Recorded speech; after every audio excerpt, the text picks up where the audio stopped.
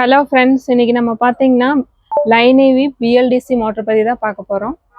Motor voltage பார்த்தீங்கன்னா 48 வோல்ட்லேருந்து 72 volt வரைக்கும் நமக்கு சப்போர்ட் ஆகுங்க.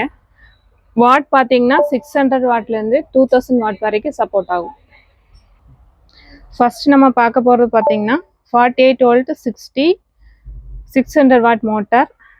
நெக்ஸ்ட்டு பார்த்தீங்கன்னா 48 60 வோல்ட் 1000 வாட். இது பார்த்தீங்கன்னா 1050 1250 மோட்டார், 1500 2000. அது போக பார்த்தீங்கன்னா நமக்கு காருக்கான மோட்டரும் இருக்குது.